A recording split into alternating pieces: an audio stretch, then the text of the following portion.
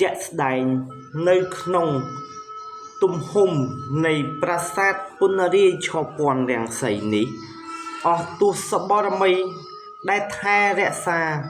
ខ្ញុំនឹងប្រាប់អំពីវិជានៃការកសាងប្រាសាទលោកបានបង្ហើបនិងបង្ហាញថាទំហំផ្ទៃដីនៃប្រាសាទនេះមានទំហំជាក់ស្ដែងរហូតទៅដល់55ហិកតាហើយនឹងមានប្រាសាទនានាជាច្រើនទៀតនឹងរួបរួមប្រមូលផ្ដុំនៅជុំវិញប្រាសាទពនរាយឆពាន់រាំងសីនេះជាចុងក្រោយនេះក៏ខ្ញុំមកចង់បញ្ជាក់ប្រាប់បងប្អូនថាទីស្ថានប្រាសាទពនរាយឆពាន់រាំងសីដែលហៅកាត់ថាប្រាសាទបុណ្យនេះគឺជាទីតាំងបង្ហាញឲ្យកូនខ្មែរជំនាន់ក្រោយរួមទាំងភ្ញៀវជាតិនិងអន្តរជាតិមកស្គាល់ឲ្យកាន់តែច្បាស់អំពីវប្បធម៌ប្រពៃណីរបស់ប្រទេសជាតិនៃមហាអាណាចក្រខ្មែរ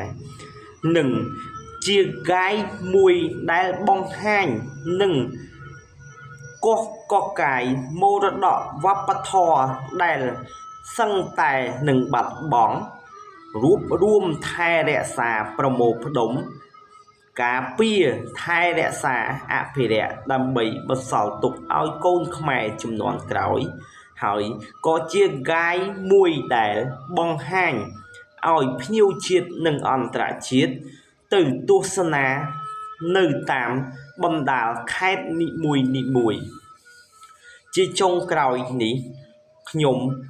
បាទជុំវណ្ណារាក៏សូមថ្លែងអំណរគុណយ៉ាងជ្រាលជ្រៅចំពោះពុកម៉ែបងប្អូនសម្ដេចទ្រង់ឯកឧត្តមអស់លោកស្រីអ្នកនាងកញ្ញាដែលបានចំណាយពេលវេលា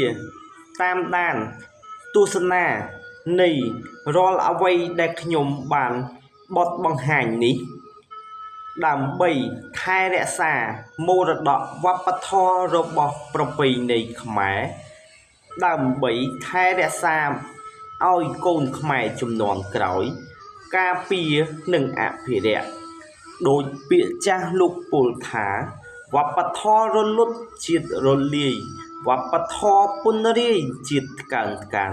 ចូលយើងជាខ្មែរគ្រប់សន្តានរួមថែឲ្យបានមរតកដូនតា